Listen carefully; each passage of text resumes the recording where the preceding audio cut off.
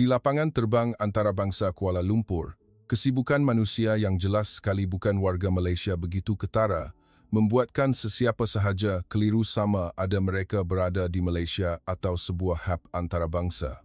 Ruang legar lapangan terbang dipenuhi warga asing yang terbang dari segenap pelosok dunia. Dalam kalangan mereka, yang paling menarik perhatian ialah bilangan wanita asing yang ramai. Dikatakan bahawa wanita dari negara-negara yang kekurangan lelaki sanggup menempah tiket penerbangan berbulan-bulan lebih awal untuk datang ke Malaysia dengan harapan untuk berkahwin dengan lelaki tempatan. Heroin cerita kita hari ini datang ke sini justru untuk menentang berita perkahwinan antarabangsa seperti ini.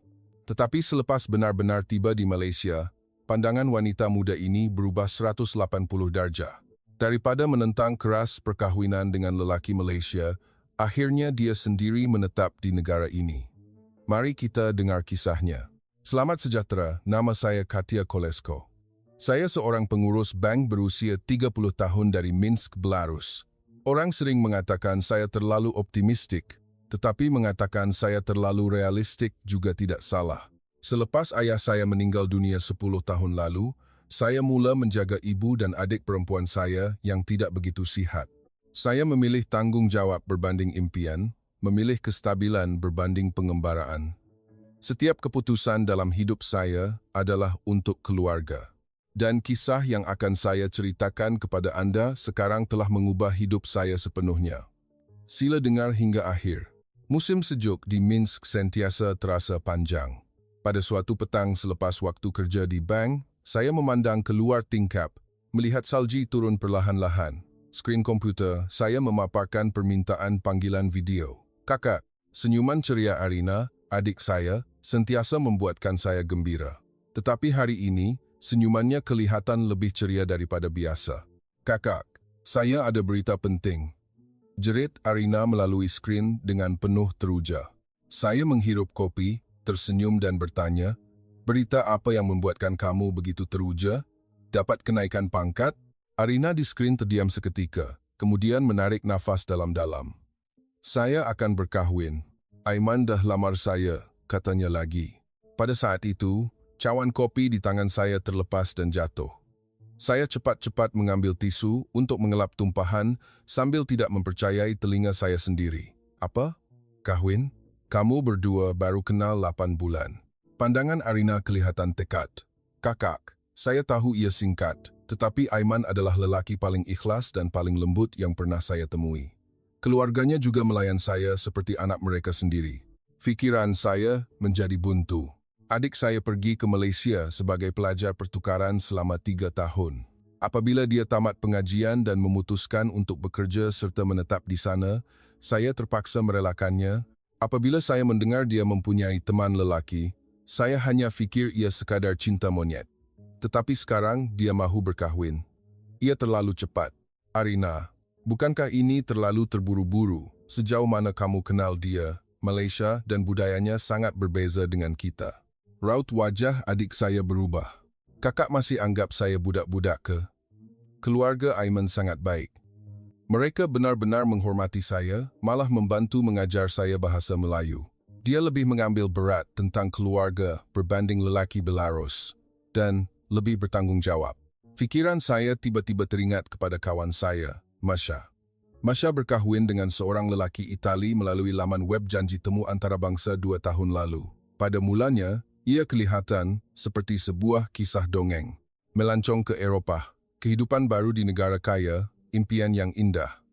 Tetapi selepas 6 bulan berkahwin, dia berubah sepenuhnya. Suaminya mendera dia. Melayannya seperti koleksi cantik yang dibawa dari Eropah Timur. Hari ini, Masha menderita kemurungan dan masih menerima rawatan psikiatri. Arina, ingat tak cerita Masha yang saya ceritakan? Ingat tak betapa sengsaranya dia? Perkahwinan antarabangsa mungkin lebih berisiko daripada yang kamu fikirkan. Adik saya mengeluh. Kakak, bukan semua perkahwinan antarabangsa seperti Masha. Itu kerana lelaki itu tidak baik. Tapi Aiman berbeza. Dan di Malaysia, ramai wanita Belarus hidup bahagia. Rasa tidak senang di hati saya semakin menjadi-jadi. Di Belarus, jumlah lelaki dalam usia yang sesuai untuk berkahwin jauh lebih sedikit daripada wanita. Ramai lelaki pergi ke luar negara untuk mencari kerja. Mereka yang tinggal pula, tidak sedikit yang ketagih arak atau mempunyai masalah pengangguran. Dalam situasi ini, wanita dari Eropah Timur, seperti kami sering dilihat sebagai komoditi dalam pasaran perkahwinan antarabangsa. Arina, tolonglah pertimbangkan semula. Perkahwinan adalah keputusan besar yang mengubah hidup. Kamu pasti Aiman benar-benar lelaki yang baik? Kamu benar-benar boleh hidup di Malaysia selamanya? Mata Arina berlinangan air mata. Saya fikir kakak akan faham saya. Kakak sentiasa menyokong saya. Kenapa sekarang kakak halang kebahagiaan saya? Emosi semakin memuncak. Perbualan menjadi tegang. Saya fikir saya melakukannya untuk kebahagiaan adik saya, tetapi Arina merasakan saya sedang mengawal hidupnya. Arina, saya bukan nak kawal kamu. Saya cuma risau. Berapa ramai wanita yang saya nampak terpaksa pergi ke negara asing untuk mencari kehidupan yang lebih baik dan akhirnya kembali dengan hati yang lara? Kakak, situasinya sangat berbeza. Aiman bukan orang seperti itu. Kenapa kakak tak percayakan saya? Selepas pertengkaran yang hebat, Arina akhirnya menamatkan panggilan dengan tangisan. Saya mengeluh panjang, memegang kepala. Adakah sikap keras kepala ini cara terbaik yang boleh saya lakukan? Adik saya sentiasa menjadi tonggak kekuatan saya, permata yang perlu saya lindungi. Malam itu, semasa saya pulang ke rumah untuk menyediakan makan malam, saya terdengar jeritan dari bilik ibu. Saya bergegas masuk dan mendapati ibu memegang dadanya dan rebah ke lantai. Serangan jantung, detik-detik menelpon ambulans dan bergegas ke hospital terasa seperti waktu yang paling lama dan paling menakutkan dalam hidup saya. Syukurlah. Keadaan ibu stabil sebaik sahaja tiba di hospital. Wajah pucat ibu di ward hospital membuatkan hati saya hancur. Selama 10 tahun selepas ayah meninggal, saya dan Arina hidup untuknya. Saya melepaskan impian untuk masuk ke universiti dan bekerja di bank, bekerja siang dan malam hanya untuk pendidikan adik saya. Selepas jururawat keluar, hanya kami berdua di dalam bilik. Ibu bersuara dengan lemah, "Katia, pertengkaran kamu tadi..." Ibu terdengar. Saya terkejut. Ibu, semuanya salah saya. Saya yang buat ibu jadi begini. Ibu menggeleng perlahan. Ini salah ibu. Ibu dah bebankan kamu terlalu banyak, terutamanya memaksa kamu mengambil peranan sebagai penjaga. Air mata mengalir di pipi saya. Ibu, jangan cakap begitu. Saya hanya buat apa yang saya mampu untuk keluarga. Tangan pucat ibu menggenggam tangan saya. Katia, tentang perkahwinan Arina, ibu dah tahu. Ibu faham kenapa kamu risau.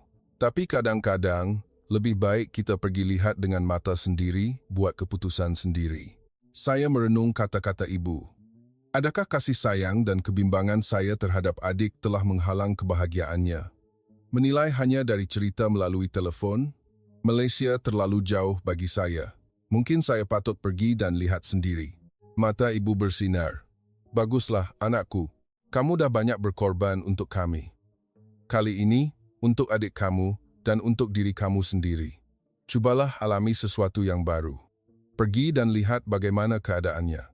Selepas 2 hari lagi di hospital, keadaan ibu stabil dan dibenarkan pulang untuk berehat. Saya memohon cuti tahunan dari bank. Rakan sekerja saya, Liza, bersetuju untuk menjaga ibu semasa ketiadaan saya. Ini adalah kali pertama dalam 12 tahun saya meninggalkan keluarga. Malam sebelum terbang ke Malaysia, saya menghantar pesanan ringkas kepada Arina.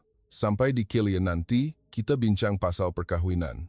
Maafkan kakak, adik saya membalas serta-merta dengan mesej yang penuh kegembiraan. Tetapi saya masih tidak tenang. Perkara yang paling saya bimbangkan ialah jika adik saya benar-benar ditipu, bagaimana saya boleh membantunya? Dan jika ia benar-benar hubungan yang bahagia, bagaimana saya boleh menerima hakikat bahawa selama ini pandangan saya begitu sempit? Semasa menaiki pesawat, hati saya dipenuhi kebimbangan, keinginan untuk membantu adik saya dan rasa ingin tahu tentang dunia baru. Memandang keluar tingkap, melihat Minsk perlahan-lahan mengecil, saya berfikir mungkin perjalanan ini bukan sahaja akan mengajar adik saya, tetapi juga mengajar saya sesuatu. Selepas penerbangan selama 12 jam, akhirnya saya melangkah masuk ke lapangan terbang antarabangsa Kuala Lumpur. Di tengah-tengah papan tanda dengan tulisan yang tidak saya kenali dan orang ramai yang bergegas, saya menarik nafas dalam-dalam. Perjalanan sebenar baru sahaja bermula. Clear lebih luas daripada yang saya bayangkan dan lebih bersih. Penerbangan jarak jauh membuatkan saya letih, tetapi pemandangan lapangan terbang yang teratur dan sistem yang cekap membuatkan saya kagum. Selepas menyerahkan pasport di kaunter immigration, pegawai itu bertanya beberapa soalan mudah dalam bahasa Inggris. Semua prosedur selesai dengan cepat sekali. Ini dunia yang berbeza, bisik saya pada diri sendiri. Mencari jalan ke stesen Clear Express, saya teringat pesanan Arina. Dia ada mesyuarat penting hari ini dan tidak dapat menjemput saya. Dia menjelaskan laluan dengan terperinci dan cara membeli tiket. Katanya, kad perjalanan ini boleh digunakan untuk semua jenis pengangkutan awam. Pada mulanya, saya ragu-ragu. Semasa menaiki KLIA Express ke Kuala Lumpur, pemandangan di luar tingkap mula mengubah persepsi saya satu persatu. Garis langit bandar yang dipenuhi bangunan pencakar langit, diselangi oleh bukit bukau hijau dan sungai Klang yang berkilauan di bawah cahaya matahari. Semuanya kelihatan moden dan teratur. Apabila tiba di stesen KL Central, proses menukar ke tren LRT membuatkan saya terkejut. Semua papan tanda, selain dalam bahasa Melayu, juga mempunyai terjemahan dalam bahasa Inggris, Cina, dan Tamil. Sistem paparan maklumat digital yang dipasang di seluruh stesen menunjukkan masa ketibaan tren seterusnya dalam masa nyata. Di Minsk, pemandangan seperti ini tidak dapat dibayangkan. Untuk ke kawasan Ampang tempat Arina tinggal, saya menaiki LRT laluan Ampang. Waktu itu sudah melepasi waktu puncak, jadi gerabak agak lengang. Namun, masih ramai orang memegang telefon pintar, duduk dengan senyap. Suasana di mana semua orang menghormati ruang pribadi masing-masing ini terasa aneh dan selesa. Pada ketika itu, seorang lelaki pertengahan umur yang mabuk berjalan terhuyung-hayang menaiki tren di sebuah stesen. Dia duduk di hadapan saya. Bau arak yang kuat menusuk hidung. Matanya yang kuyu tertumpu kepada saya. Tiba-tiba, dia mula bercakap dengan saya dalam bahasa Inggris yang pelat. Dari mana? Rusia? Ukraine? Saya menjawab ringkas. Belarus. Cuba mengurangkan perbualan. Walau bagaimanapun, lelaki itu terus bercakap tanpa henti dan perlahan-lahan bergerak lebih dekat. Belarus terkenal dengan wanita cantik. Awak pun cantik. Kenapa datang Malaysia? Dah ada teman lelaki? Rasa takut mula menyelubungi saya. Di negara asing, saya tidak tahu bagaimana hendak menangani situasi ini. Penumpang lain kelihatan menyedari keadaan itu, menunjukkan riak wajah tidak selesa tetapi tidak campur tangan secara langsung. Saya cuba menukar tempat duduk, tetapi lelaki itu memegang lengan saya. Nak ke mana? Jomlah borak. Minum? Pada ketika itu, dari hujung gerabak yang lain, seorang anggota polis bantuan beruniform berjalan pantas ke arah kami. Yang menghairankan, saya tidak pun meminta bantuan, tetapi dia seolah-olah dapat merasakan keadaan itu. Encik sedang mengganggu penumpang lain. Sila kembali ke tempat duduk Encik, kata pegawai itu dengan nada tegas tetapi lembut. Lelaki mabuk itu menjadi lebih gelisah, mula meninggikan suara. Apa? Aku cuma nak borak dengan kawan asing aku. Apabila keadaan semakin tegang, pegawai itu dengan pantas melaporkan kejadian itu melalui interkomnya. Apa yang lebih mengejutkan ialah apabila kami tiba di stesen berikutnya, 2 orang anggota polis sudah menunggu di platform. Bagaimana mungkin? Hati saya terkejut. Seorang anggota polis menghampiri lelaki mabuk itu dengan tenang, mengendalikan situasi. Dia tinggi dan tegap, berpakaian kemas. Suaranya garau. Apabila lelaki mabuk itu terus melawan, dia mengawal keadaan dengan sikap yang tidak kasar, tetapi tegas. Encik mabuk sekarang. Kami akan hantar Encik pulang. Sila beri kerjasama. Apabila rakannya memapah lelaki mabuk itu pergi, polis yang seorang lagi menghampiri saya bertanya dalam bahasa Inggris yang fasih. Cik okey? Ada cedera? Saya mengangguk. Saya okey, terima kasih. Cuma terkejut dengan respons pantas pihak Encik. Dia tersenyum dan menjelaskan, di dalam tren ada CCTV, pusat kawalan memantau secara langsung. Apabila ada situasi yang tidak menyenangkan berlaku, kami akan bertindak serta-merta. Dia memperkenalkan dirinya sebagai Danish. Dia bertanya ke mana saya hendak pergi dan menawarkan diri untuk membantu saya sampai ke destinasi dengan selamat. Pada mulanya, saya mahu menolak, tetapi takut tersesat di bandar yang tidak dikenali ini, jadi saya menerima tawarannya. Selepas turun dari LRT, Danish secara ringkas menerangkan budaya dan adab di Malaysia. Nada suaranya yang tenang dan sikapnya yang prihatin membuatkan saya berasa lebih selesa. "Cik dari Belarus, kan?" "Dari Minsk," tanya Danish. "Ya, betul," jawab saya, terkejut. Dia tersenyum dan menjawab, "Sebenarnya, kawan baik saya, Aiman, akan berkahwin dengan seorang gadis Belarus. Dia pernah sebut kampung halaman tunangnya ialah Minsk." Pada saat itu, saya berhenti. "Adakah Arina?" Mata Danish terbeliak. "Ya, macam mana Cik tahu?" "Cik ni, kakak dia. Aiman ada beritahu kakak Arina akan datang hari ini." Kebetulan ini membuatkan saya tergamam. Danish ialah kawan baik Aiman, dan Arina merancang untuk memperkenalkan saya kepada Aiman dan Danish malam ini. Adakah ini takdir atau sekadar kebetulan? Di bawah panduan Danish, kami tiba di Pangsapuri Arina. Apabila adik saya melihat saya, dia berlari dan memeluk saya erat. Selepas mendengar cerita saya bertemu Danish, dia menunjukkan riak wajah tidak percaya. "Oh, kakak, kenapa boleh jumpa dia macam ni? Saya memang nak kenalkan kamu berdua." Suara Arina dipenuhi kegembiraan dan kejutan. Tidak lama kemudian, Aiman tiba. Dia kelihatan lebih segak daripada yang saya bayangkan, memberikan aura seorang yang baik. Dia menyambut saya dengan sopan. Apabila kami bersalaman, senyumannya yang ikhlas tanpa sedar telah melunturkan sedikit kewaspadaan saya. "Cik Katia, gembira akhirnya dapat bertemu dengan Cik. Arina selalu bercerita tentang kakaknya. Malam ni, ibu bapa saya jemput semua makan malam. Boleh?" Saya teragak-agak seketika, tetapi akhirnya bersetuju. Memandangkan saya sudah berada di sini, bertemu keluarga Aiman adalah tujuan utama perjalanan saya. Keluarga Aiman tinggal di sebuah kondominium di kawasan Ampang. Apabila pintu dibuka, sambutan mesra dan aroma masakan yang lazat menusuk hidung. Ibu Aiman, yang kami panggil Mak Cik, melayan saya seperti anak kandungnya sendiri. Di atas meja makan, terhidang pelbagai masakan tradisional Melayu, rendang, nasi kuning, sate, dan pelbagai lagi. Ini adalah makanan yang pertama kali saya lihat. Tetapi apabila saya merasainya, saya terpukau dengan rasa yang kaya dan lazat ini. Terutamanya sambal belacan buatan ibunya, rasanya sungguh menakjubkan. Semasa makan malam, Ayah Aiman, yang kami panggil Pak Cik, berkata dengan berhati-hati, "Cik Katia, kami faham Cik datang dengan rasa bimbang. Kami anggap Arina sebagai keluarga kami sendiri. Aiman pun anak yang bertanggung jawab. Harap Cik boleh percayakan dia." Mendengar itu, saya meletakkan sudu dan garpu, memerhatikan wajah mereka dengan teliti. Apa yang saya rasakan bukanlah kepura-puraan, tetapi keikhlasan. Keraguan di hati saya mula cair sedikit demi sedikit. Selepas makan malam, kami pergi berjalan-jalan di Taman Tasik Titiwangsa. Walaupun sudah malam, masih ramai orang bersenam atau berbual di taman awam itu. Apa yang menarik ialah ada beberapa wanita berjalan sendirian.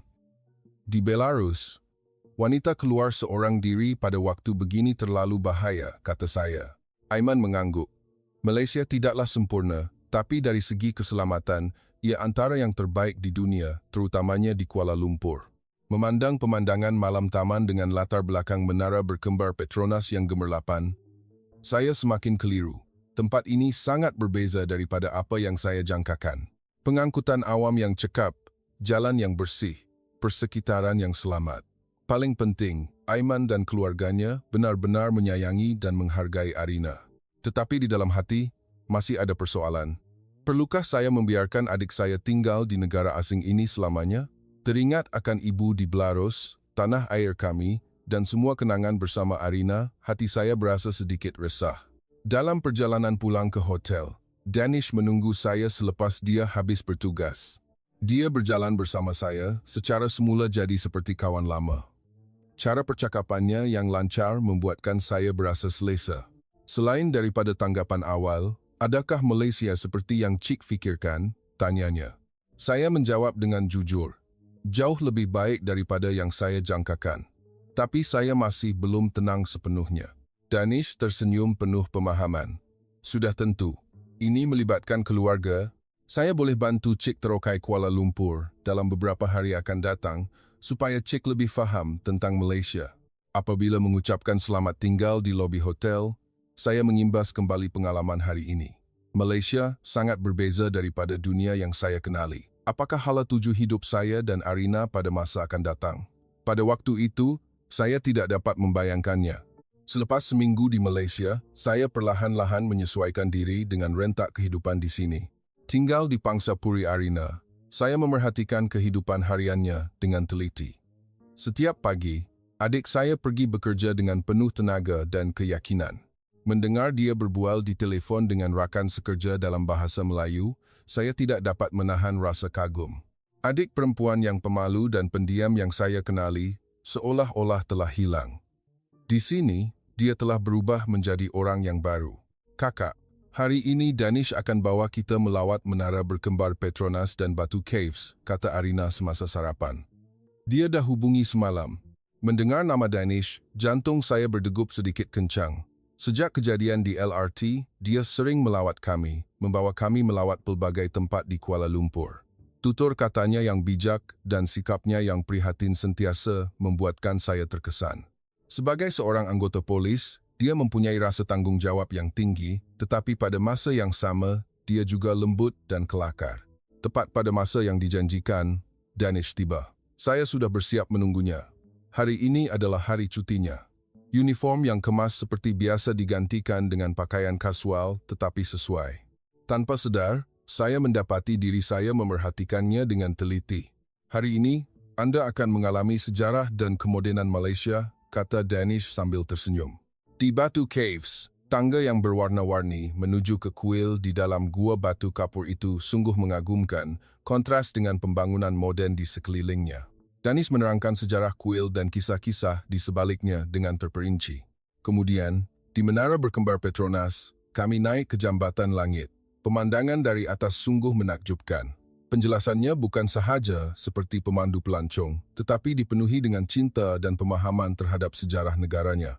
Mendengar penjelasannya, saya terfikir, sejauh mana saya tahu tentang sejarah Belarus. Mungkin saya terlalu fokus pada masalah kehidupan seharian sehingga mengabaikan budaya dan sejarah negara saya sendiri yang kaya. Semasa makan tengah hari, kami menikmati masakan dan pencuci mulut tempatan di sebuah restoran tradisional berhampiran. Diiringi aroma masakan Melayu yang lembut, perbualan kami menjadi lebih mendalam. Cik Katia, apa pekerjaan Cik di Belarus? Tanya Danish. Pengurus di sebuah bank. Menguruskan jabatan pinjaman pribadi, jawab saya. Jawatan yang penting tu. Cik suka kerja tu? Soalan itu membuatkan saya termenung. Adakah saya suka kerja saya? Saya sedar, saya tidak pernah menyoal diri saya soalan itu. Selepas ayah meninggal, untuk menyara keluarga, saya terpaksa mencari kerja hanya kerana tanggung jawab.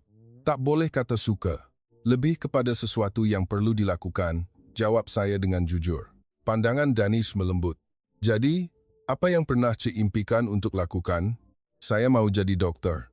Apabila saya mengucapkan ayat ini, suara saya bergetar. Sebelum ayah meninggal, saya sedang bersiap untuk peperiksaan masuk ke fakulti perubatan. Tetapi realiti tidak mengizinkan. Pada saat itu, emosi yang telah lama terpendam meluap-luap. Saya tidak pernah hidup untuk impian saya sendiri, sentiasa memilih untuk berkorban demi keluarga. Inilah seluruh hidup saya. Dalam perjalanan ke destinasi seterusnya, Danish berkongsi ceritanya sendiri. Dia mahu menjadi seorang penulis, tetapi atas nasihat keluarga, dia menjadi anggota polis. Namun, dia masih terus menulis, tidak pernah melepaskan impiannya untuk menerbitkan sebuah novel. Hidup kadang-kadang tidak berjalan seperti yang kita rancang, tapi itu tidak bermakna kita harus melepaskan impian kita sepenuhnya, katanya. Kata-katanya sangat memberi kesan kepada saya. Sambil memandang keagungan menara berkembar Petronas, saya teringat akan pangsapuri kecil kami di Minsk. Di ruang yang sempit dan menekan itu, saya menjalani kehidupan yang sama berulang kali setiap hari. Tetapi di Malaysia, hanya dalam seminggu, Saya telah mengalami lebih banyak perkara berbanding 10 tahun yang lalu.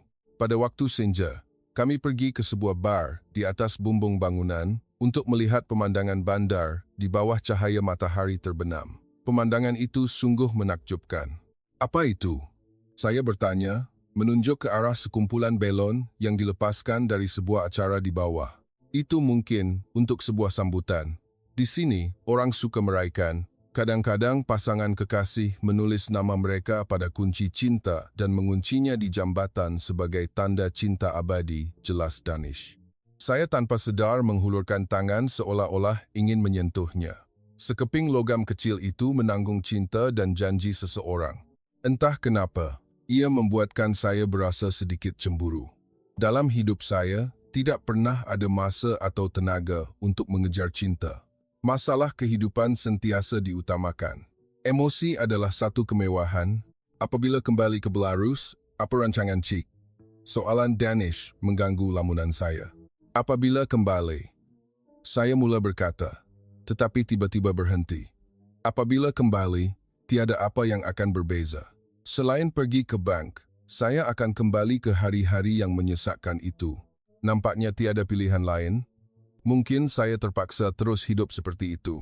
Selepas turun dari menara, kami duduk di sebuah kafe berhampiran. Raut wajah Danish menjadi serius. Cik Katia. Sebenarnya, sejak pertama kali saya melihat Cik, saya sudah tertarik.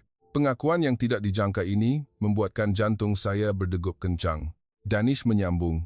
Saya dengar dari Arina betapa banyak Cik berkorban untuk keluarga. Tapi saya fikir, kadang-kadang kita juga perlu fikirkan kebahagiaan diri sendiri. Saya tidak tahu bagaimana hendak menjawab, hanya mampu berdiam diri. Emosi seperti ini, situasi seperti ini, terlalu baru bagi saya. Memandang ke dalam matanya, saya dapat merasakan keikhlasannya. Ketika saya sedang berfikir bagaimana hendak menjawab, telepon bimbit saya berdering. Panggilan dari Liza, kawan yang menjaga ibu di Belarus. Suaranya bergetar. Katia, keadaan ibu kamu semakin teruk. Dia dimasukkan ke hospital lagi. Seluruh badan saya terasa sejuk. Berita kesihatan ibu yang merosot sekali lagi membuatkan fikiran saya kosong. Fikiran bahawa saya mesti pulang serta-merta muncul di kepala. Saya faham. Saya akan segera pulang. Selepas meletakkan telefon, saya memandang Danish dengan keliru, tidak mampu berkata apa-apa. Apa yang berlaku? Tanyanya dengan cemas. Ibu, jatuh sakit. Di hospital. Keadaannya kritikal. Suara saya bergetar. Danish segera bangun. Tak kira apapun, saya akan bantu Cik. Jom kita cari tiket penerbangan. Dalam perjalanan pulang ke hotel, Danish sentiasa berada di sisi saya. Sambil menjelaskan keadaan kepada Arina dan menempah tiket penerbangan, dia memberikan saya banyak sokongan. Ketenangan dan bantuannya yang konkret membuatkan saya dapat bertahan. Malam itu, semasa mengucapkan selamat tinggal di lobi, wajah Danish serius. Apapun keputusan Cik, saya akan sokong. Kalau Cik perlu kembali, saya akan tunggu. Saya akan tunggu Cik di sini. Mendengar itu, air mata saya berlinangan. Di Belarus, saya tidak pernah merasai perasaan seperti ini. Ada orang yang memahami keadaan saya, memberikan sokongan tanpa syarat. Ia memberikan saya ketenangan yang tidak pernah saya rasai sebelum ini. Kembali ke bilik dan mengemas beg, saya dilanda emosi yang kompleks. Kebimbangan terhadap ibu, pertimbangan tentang perkahwinan adik, dan perasaan saya terhadap Danish, semuanya bercampur aduk. Memandang pemandangan malam Kuala Lumpur melalui tingkap, saya sedar bahawa dalam masa yang singkat ini, saya telah mula memikirkan tentang diri saya, tentang hidup saya. Pengalaman di sini sedang mengubah saya. Keesokan paginya, Arina menghantar saya ke lapangan terbang. Di Dewan Perlepasan, adik saya memeluk saya erat. Kakak, apa pendapat kakak tentang perkahwinan saya dengan Aiman? Tanya Arina, dengan berhati-hati. Saya termenung seketika, kemudian menjawab dengan ikhlas. Pada mulanya, saya memang risau. Tapi sekarang, kalau kamu gembira, saya pun gembira. Aiman nampaknya seorang yang baik. Air mata berlinangan di mata Arina. Terima kasih, Kak. Terima kasih banyak-banyak. Sebelum menaiki pesawat, Danish tiba di lapangan terbang. Di tangannya ada sebuah kotak hadiah kecil. Ini teh herba dari Malaysia untuk Ibu Cik. Dikatakan baik untuk kesihatan, katanya dengan malu-malu. Pada saat itu, saya pasti bahawa saya mempunyai perasaan istimewa terhadap lelaki ini.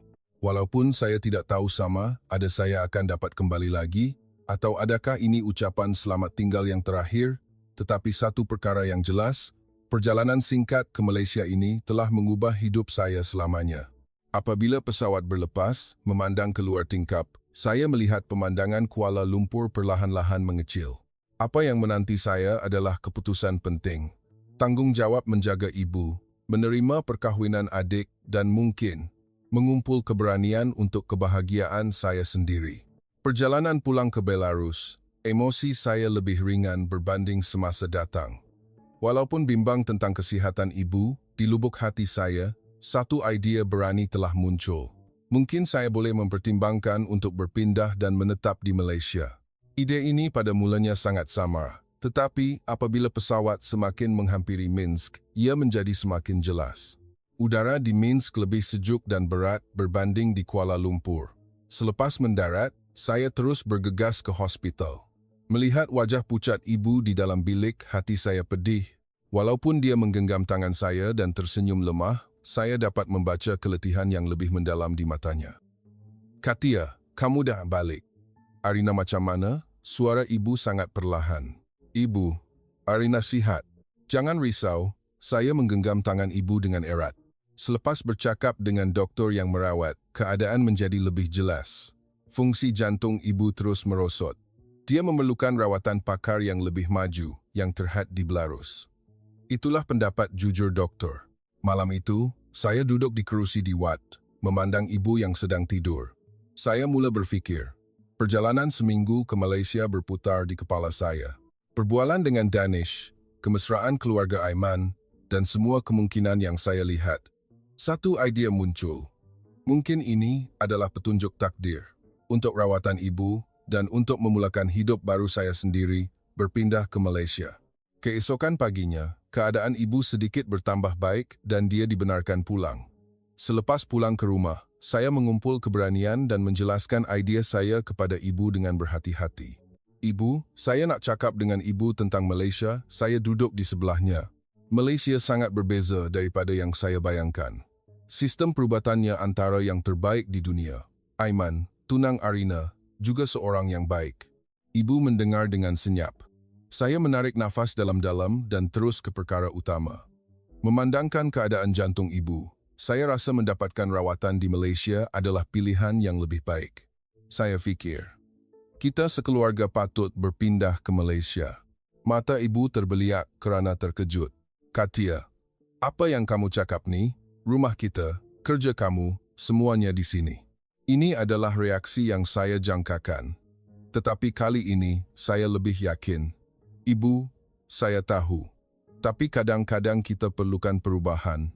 Di Malaysia, ibu boleh dapat rawatan yang lebih baik. Saya boleh mohon kerja di institusi kewangan antarabangsa. Paling penting, kita boleh bersama dengan Arina." Ibu terdiam seketika, memandang keluar tingkap. Kemudian dia perlahan-lahan berkata, "Kamu pasti kamu tidak fikirkan tentang adik kamu sahaja bila dapat idea ni?" Saya menggeleng. "Tidak, ibu. Sejujurnya, ini untuk diri saya juga. Di Malaysia, buat pertama kalinya saya nampak kemungkinan kehidupan yang berbeza. Saya rasa, di sana mungkin tempat saya boleh bahagia." Pada ketika itu, telefon bimbit saya berdering. Mesej daripada Danish bertanya tentang kesihatan ibu. Dia juga melampirkan maklumat mengenai sebuah institusi kewangan antarabangsa di Kuala Lumpur yang sedang mencari bakat dari luar negara. Dia berkata dia boleh mengesyorkan profil saya. Kebetulan ini membuatkan saya merasakan kuasa takdir. Saya menunjukkan mesej itu kepada ibu dan menjelaskan bahawa saya mungkin mempunyai peluang pekerjaan baru. Mungkin kita boleh cuba. Dalam beberapa hari berikutnya, saya mula merancang secara konkret. Dengan bantuan Danish dan Arina, saya mengumpul maklumat tentang sistem perubatan di Malaysia, maklumat kediaman untuk warga asing, plan rawatan perubatan untuk pesakit antarabangsa, dan maklumat visa kediaman jangka panjang. Selepas seminggu, sikap ibu berubah.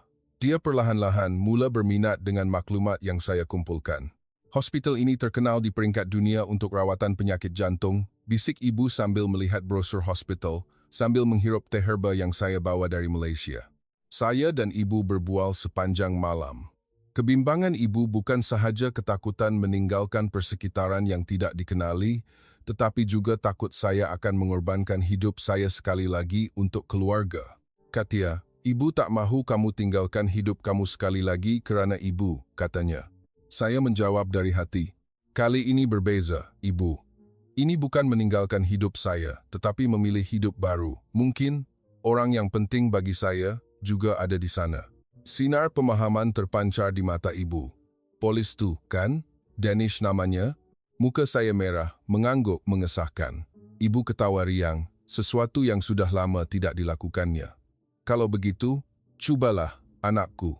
Kalau kamu gembira, ibu pun akan gembira. Selepas keputusan dibuat, semuanya berjalan lancar. Saya menyerahkan surat peletakan jawatan di bank. Institusi kewangan antarabangsa yang disyorkan oleh Danish menerima profil saya dan, yang mengejutkan, saya mendapat peluang temuduga. Mereka menghargai pengalaman saya di pasaran Belarus dan Eropah Timur. Pada hari temuduga, saya duduk dengan gementar. Walaupun menggunakan bahasa Inggris yang tidak begitu fasih, saya cuba menunjukkan pemahaman dan semangat saya terhadap Malaysia. Berita baik tiba selepas 2 minggu. Saya diterima sebagai pengurus pembangunan perniagaan Eropah Timur di cawangan Kuala Lumpur. Sebelum berangkat ke Malaysia bersama ibu, saya berbual dengan Arina. Adik saya menangis kegembiraan. Kakak, tak sangka kita akan dapat tinggal bersama lagi. Senyuman bahagia terpancar di wajah Arina. Ya, dan sekarang saya boleh terlibat dalam persiapan perkahwinan kamu, jawab saya. Pada hari penerbangan, kesedihan meninggalkan Minsk tidak dapat menandingi harapan untuk permulaan baru. Menggenggam tangan ibu dengan erat, memandang keluar tingkap, saya merasakan keputusan ini akan menjadi titik perubahan dalam hidup saya. Apabila tiba di Malaysia, Arina, Aiman, dan Danish menunggu kami di lapangan terbang. Saat bertemu semula dengan Danish, jantung saya berdegup kencang seperti pertama kali kami bertemu. Senyumannya yang mesra menyambut kepulangan saya. Rawatan ibu bermula serta-merta di sebuah hospital terkemuka di Kuala Lumpur. Pada mulanya, ketidakbiasaan dengan persekitaran dan bahasa menimbulkan sedikit ketidakselesaan, tetapi Pusat Sokongan Pesakit Antarabangsa Hospital menyediakan perkhidmatan penterjemahan, mengurangkan kesukaran dengan ketara. Yang menghairankan, ibu menyesuaikan diri dengan kehidupan di Malaysia lebih cepat daripada saya. Di taman berhampiran hospital, dia berkenalan dengan beberapa warga emas Malaysia yang boleh berbahasa Inggeris. Setiap pagi, mereka bersenam bersama. Doktor juga gembira dengan peningkatan keadaan ibu. Saya juga perlahan-lahan menyesuaikan diri dengan persekitaran kerja baru. Walaupun pada mulanya menghadapi kesukaran kerana perbezaan bahasa dan budaya, keprihatinan rakan sekerja dan usaha saya sendiri membuatkan saya berjaya mengatasi halangan satu persatu. Terutamanya apabila mengendalikan urus niaga kewangan dari Belarus dan negara-negara Eropah Timur, saya merasakan pengalaman dan pengetahuan saya benar-benar dihargai. Hubungan saya dengan Danish juga semakin erat secara semula jadi. Setiap hujung minggu, kami meneroka tempat-tempat menarik yang tersembunyi di Kuala Lumpur bersama-sama. Kadang-kadang kami membaca tulisannya bersama. Dia mengajar saya bahasa Melayu, dan saya mengajar dia beberapa perkataan Rusia. Dalam proses mempelajari budaya dan bahasa masing-masing, hati kami menjadi semakin dekat. Selepas 6 bulan menetap di Malaysia, majlis perkahwinan Arina dan Aiman diadakan. Ia adalah majlis yang menggabungkan tradisi Melayu dengan gaya barat yang indah. Saya dan ibu duduk di barisan hadapan, memandang pengantin perempuan yang sedang bahagia. Arina, dalam persalinan moden baju kurung pengantin, kelihatan anggun seperti puteri dalam kisah dongeng. Anak perempuan ibu cantik sungguh, kata ibu sambil mengesat air mata. Melihat keadaan ibu yang semakin baik, saya sekali lagi yakin keputusan ini adalah betul. Melihat sekeliling majlis perkahwinan, tempat ini kini dipenuhi dengan orang-orang yang telah menjadi keluarga baru kami.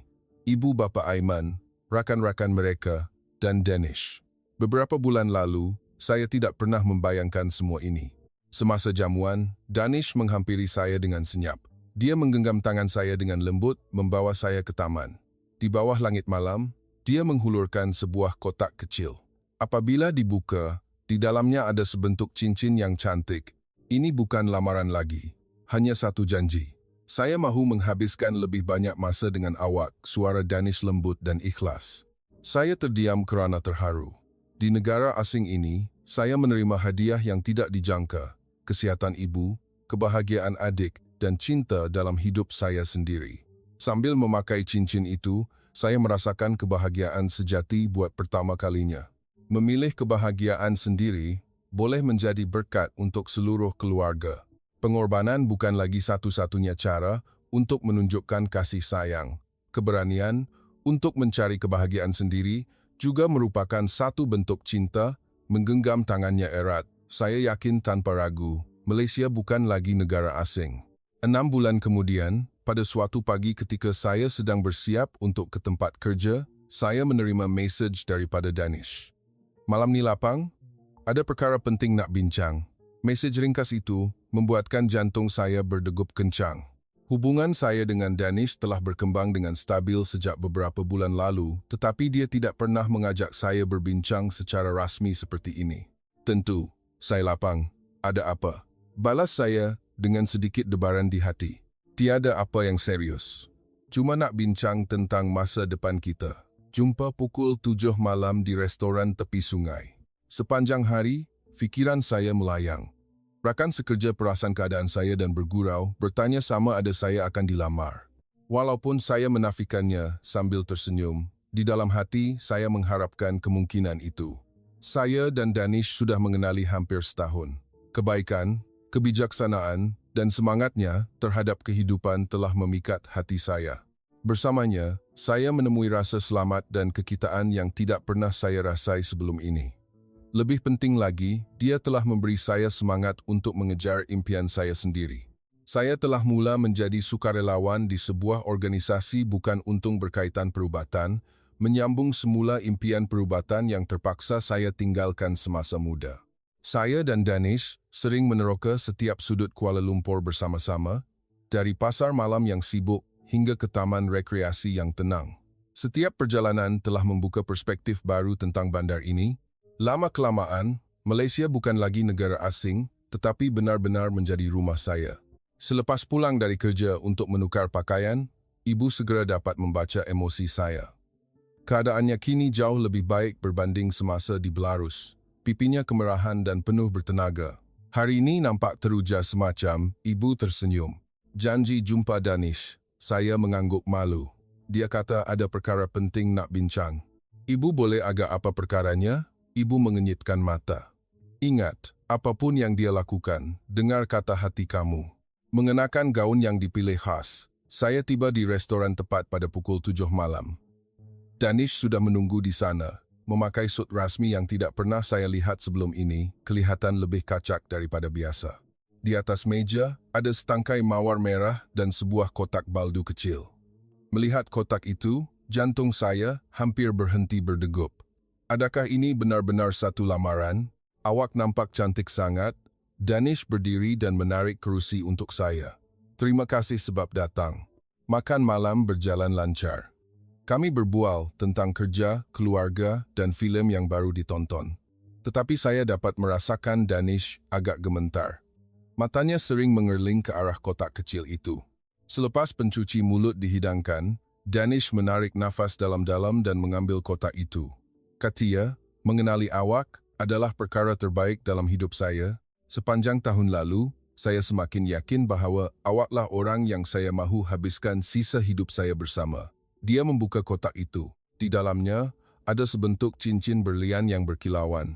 Sudikah awak kahwin dengan saya? Air mata saya berlinangan. Saya telah lama menantikan saat ini, namun ia terasa datang terlalu cepat. Kebahagiaan yang tidak terhingga melimpah di hati saya. Bibir saya terbuka, bersedia untuk berkata, "Saya sudi." Tiba-tiba, telefon bimbit saya berdering. Panggilan daripada Arina. Dalam keadaan biasa, saya akan membiarkannya masuk ke mel suara.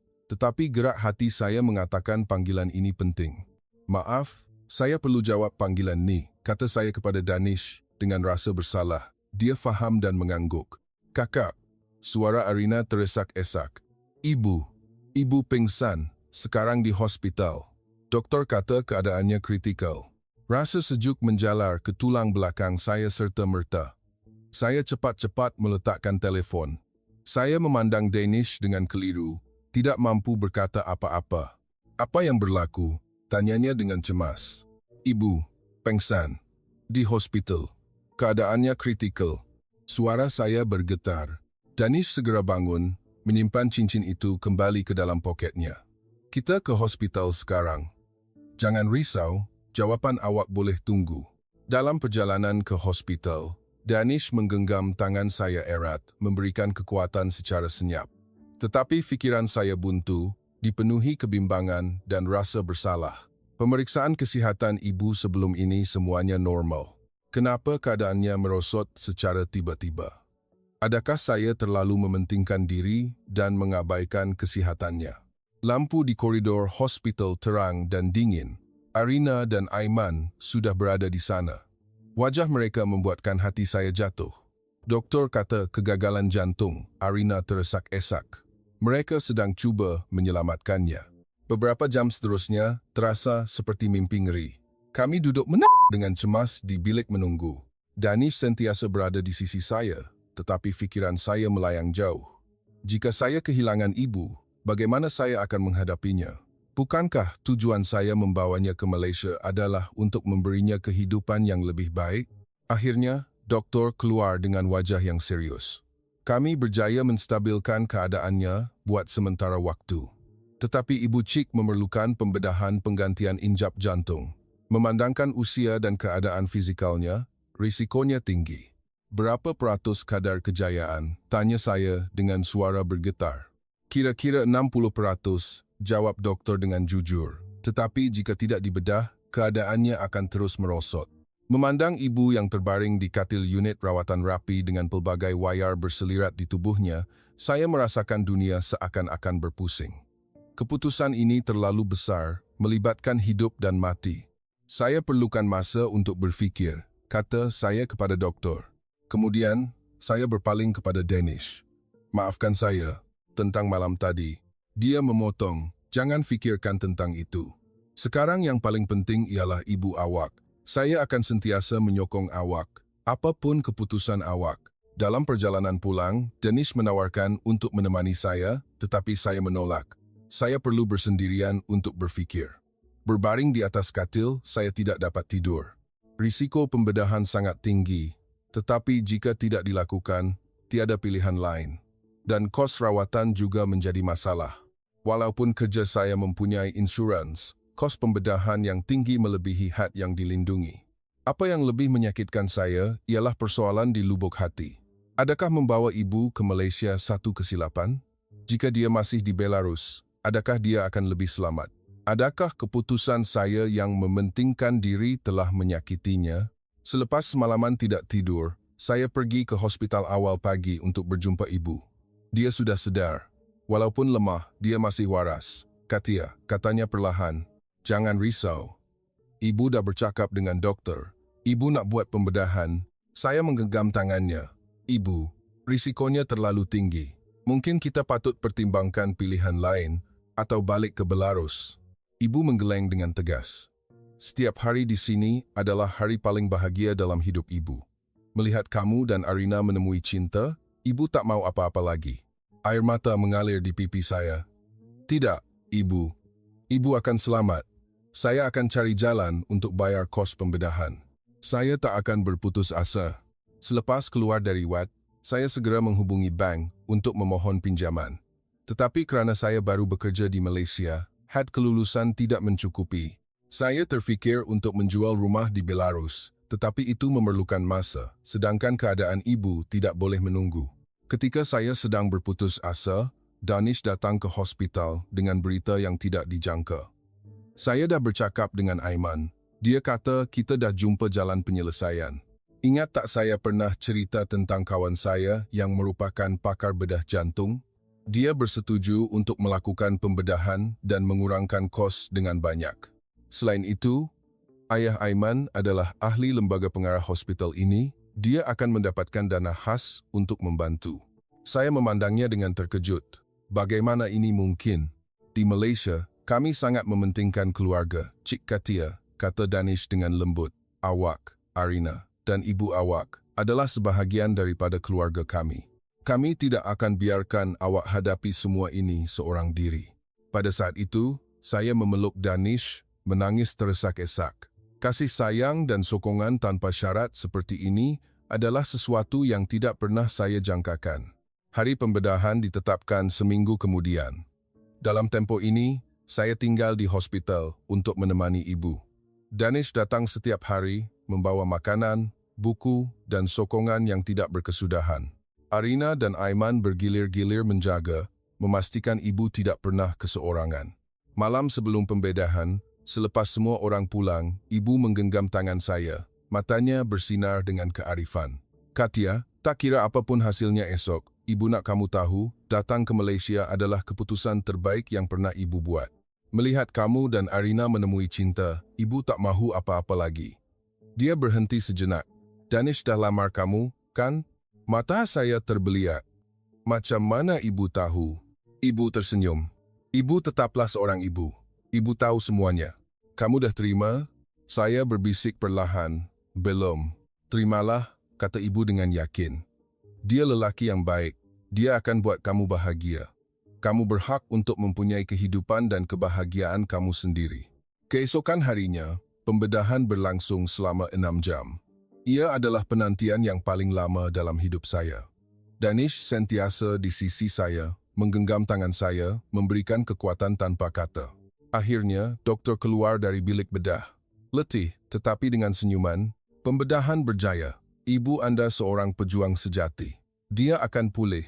Mendengar berita itu, kaki saya terasa lemah. Nasib baik Danish memegang saya. Kegembiraan, kelegaan, dan rasa syukur melimpah ruah. Malam itu, di taman kecil berhampiran hospital, saya memberitahu Danish tentang lamarannya. Jawaban saya, ya. Saya sudi kahwin dengan awak. Krisis ini membuatkan saya faham betapa rapuhnya kehidupan dan betapa berharganya cinta. Senyuman ceria terpancar di wajahnya. Dia mengeluarkan cincin itu sekali lagi, menyarungkannya ke jari saya dengan penuh perhatian.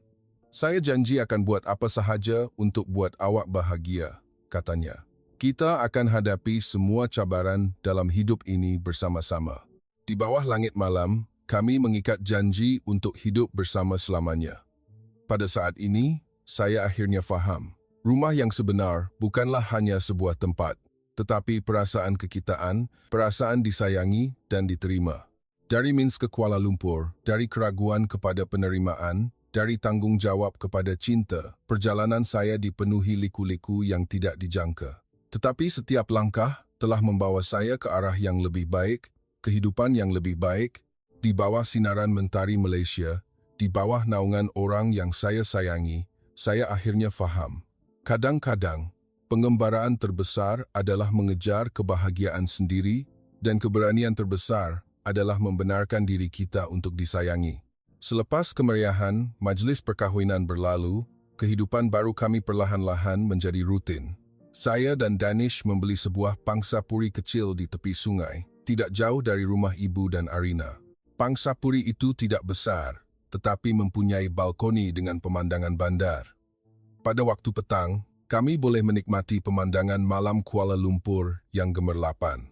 Inilah rumah idaman saya, kata saya kepada Danish. Pada hari pertama kami berpindah masuk, dia memeluk saya dan berkata, asalkan bersama awak, di mana-mana pun adalah rumah. Tahun pertama selepas berkahwin dipenuhi dengan penyesuaian dan kejutan. Dua orang dari latar belakang budaya yang berbeza hidup bersama, ada manisnya dan ada cabarannya. Danish terpaksa menyesuaikan diri dengan cara saya yang lebih terus terang ala Belarus, manakala saya pula belajar memahami gaya komunikasi orang Malaysia yang lebih berlapik dan tidak langsung. Dalam budaya kami, kadang-kadang perkataan okeylah boleh bermaksud tidak begitu bagus, jelas Danish pada suatu ketika. Bila orang Melayu kata boleh tahan, selalunya ia bermaksud sangat berpuas hati. Perbezaan budaya seperti ini sering membawa kepada salah faham yang melucukan, tetapi ia menjadi perencah yang mewarnai hubungan kami. Komunikasi selepas setiap salah faham membuatkan kami lebih memahami dunia masing-masing.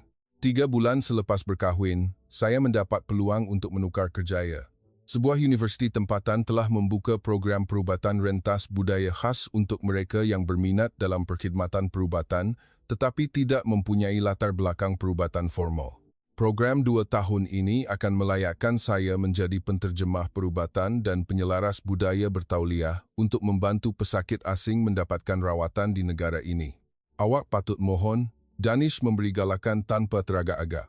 Ini selaras dengan minat dan kepakaran awak. Selepas melalui persaingan yang sengit, saya berjaya diterima. Ini bermakna saya perlu terus bekerja dalam industri kewangan sambil meluangkan waktu petang dan hujung minggu untuk belajar. Jadualnya sangat padat, tetapi setiap kali saya menjalani latihan amali di hospital, membantu pesakit asing yang tidak faham bahasa berkomunikasi dengan doktor, segala kepenatan terasa berbaloi. Awak tahu, kata seorang pesakit dari Rusia kepada saya, awak bukan sahaja menterjemah kata-kata doktor, tetapi awak juga menterjemah harapan. Apabila sakit di negara orang, tiada apa yang lebih menenangkan daripada mendengar bahasa ibunda awak. Detik-detik seperti ini meyakinkan saya bahawa jalan ini adalah pilihan yang tepat. Kerjaya Danish juga mengalami perkembangan baru. Dia akhirnya berjaya menyiapkan novel pertamanya, sebuah kisah yang menggabungkan mitos rakyat Melayu dengan percintaan moden. Yang tidak dijangka, novel itu bukan sahaja popular di Malaysia, malah diterjemahkan ke beberapa bahasa, termasuk bahasa Rusia. Bayangkan, katanya dengan terkejut, buku saya akan dibaca di negara awak. Dunia ini kecil rupanya. Melihat kebahagiaannya sebagai seorang penulis, saya berasa sangat gembira. Kami masing-masing menjadi insan yang lebih baik dengan dorongan satu sama lain. Kesihatan ibu terus stabil. Dia bukan sahaja menjadi pesakit yang perlu dijaga, tetapi telah menjadi sebahagian daripada komuniti. Dia menyertai kelab warga emas ekspatriat tempatan, menyertai pelbagai aktiviti bersama pesara dari seluruh dunia. Dia bahkan mula belajar bahasa Melayu. Walaupun kemajuannya perlahan, dia sangat menikmatinya. Tahu tak, semalam ibu pergi pasar seorang diri, tawar-menawar dengan peniaga semua dalam bahasa Melayu. Katanya kepada saya dengan bangga. Mereka semua kata pelat ibu Komel. Arina dan Aiman juga memasuki fasa baru dalam hidup mereka. Mereka bakal menimang cahaya mata. Mendengar berita itu, saya dan ibu menangis kegembiraan. Saya akan jadi makcik, tak sangkanya, kata saya. Ibu akan jadi nenek, ibu juga sangat gembira. Siapa sangka ibu akan dapat cucu di Malaysia. Semasa kehamilan Arina, dia memerlukan teman lebih dari sebelumnya. Kami bergilir-gilir menjaganya, membawanya untuk pemeriksaan, dan menyediakan barang-barang bayi. Tradisi penjagaan bayi dari dua budaya, Melayu dan Belarus, sering bertembung dalam perbualan kami, menimbulkan gelak tawa dan pemikiran yang mendalam. Di Belarus, kami percaya wanita hamil tidak boleh menonton filem seram, nanti anak jadi penakut, kata ibu dengan serius. Di Malaysia pula, kami percaya wanita hamil tidak boleh guna gunting, nanti anak lahir dengan kecacatan, balas ibu Aiman dengan serius juga. Arina hanya tersenyum dan menggelengkan kepala mendengar cerita-cerita ini. Saya rasa anak saya akan jadi bayi yang paling dilindungi, gabungan restu dari dua budaya. Dalam hari-hari menanti kehidupan baru ini, saya sering memikirkan masa depan saya sendiri. Saya dan Danish juga telah berbincang tentang rancangan untuk mempunyai anak, tetapi kami memutuskan untuk menunggu setahun 2 lagi, sehingga latihan perubatan saya selesai. Kita ada banyak masa, Danish sentiasa menenangkan saya. Capai dulu impian kerjaya awak. Pemahaman dan sokongannya membuatkan saya sekali lagi bersyukur takdir telah membawa saya kepadanya. 2 bulan sebelum ulang tahun perkahwinan kami, saya menerima kejutan istimewa. Permohonan saya untuk menyertai program promosi kesihatan komuniti di sebuah hospital terkenal di Kuala Lumpur telah diterima. Ini adalah kerja sambilan, membolehkan saya menggunakan masa lapang untuk terlibat dalam kerja berkaitan perubatan, menyambung semula impian perubatan yang telah lama saya tinggalkan. Nampak tak, kata Danish dengan gembira, hidup ini sentiasa penuh dengan kemungkinan. Mungkin awak boleh hidupkan semula impian perubatan awak. Kata-katanya membuatkan saya berfikir, mungkin ia benar-benar belum terlambat. Pada ulang tahun perkahwinan kami yang pertama, Danish membawa saya ke restoran tepi sungai yang sama tempat pertama kali kami berjanji temu. Ketika kami duduk di meja yang sama, segalanya di sekeliling kelihatan tidak berubah. Tetapi kami tahu, kami bukan lagi orang yang sama. Setahun yang lalu di sini, saya hampir melamar awak. Danish tersenyum mengenang kembali. Kemudian diganggu oleh panggilan telepon. Takdir, ada rancangannya sendiri. Saya menggenggam tangannya. Kejadian itu menjadikan perasaan kita lebih kukuh. Selepas makan malam, kami berjalan-jalan di tepi sungai. Angin malam bertiup lembut. Cahaya lampu Kuala Lumpur memantul di permukaan air seperti bintang jatuh. Kalau masa boleh diundurkan, adakah awak akan memilih jalan yang berbeza? Tanya Danish tiba-tiba. Saya berhenti, memandang matanya dengan serius. Tidak. Walaupun tahu akan menghadapi semua kesukaran dan ketidakpastian, saya tetap akan memilih untuk datang ke Malaysia, memilih untuk bertemu awak, memilih semua ini. Dia memeluk saya, tersenyum, dan berbisik di telinga saya sangat bertuah. Keberanian awak yang telah membawa awak kepada saya. Dalam perjalanan pulang, saya menerima mesej dari Arina. Dia sudah mula sakit bersalin dan sedang dalam perjalanan ke hospital. Kami segera menukar haluan, bergegas ke hospital. Apabila kami tiba, Aiman sedang menunggu di hadapan bilik bersalin. Ibu duduk diam di sebelahnya, membaca doa. Macam mana keadaan dia? Tanya saya dengan cemas. Doktor kata semuanya baik, tapi akan ambil masa, jawab Aiman, suaranya bergetar kerana teruja. Beberapa jam seterusnya, kami menunggu dengan sabar di hadapan bilik bersalin. Danish membelikan kopi dan sandwich. Ibu tidak berhenti mengait selimut bayi, kemahiran baru yang dipelajarinya. Pada pukul 3.17 pagi, tangisan bayi yang nyaring memecah kesunyian hospital. Tidak lama kemudian, seorang jururawat keluar, mengumumkan kelahiran seorang bayi lelaki yang sihat. Ibu dan anak selamat. Apabila dibenarkan masuk ke ward, saya melihat Arina, letih tetapi bahagia, memeluk bayi kecilnya. Dia mengangkat muka memandang kami, senyuman ceria terukir di bibirnya. Datanglah tengok anak saudara kamu, katanya perlahan. Mikhail. Kami putuskan untuk beri nama yang ada sentuhan Belarus dan Melayu. Apabila saya mendukung kehidupan baru ini dengan berhati-hati, perasaan terharu yang tidak dapat digambarkan melimpah di hati saya. Kehidupan kecil ini menghubungkan dua budaya, dua sejarah.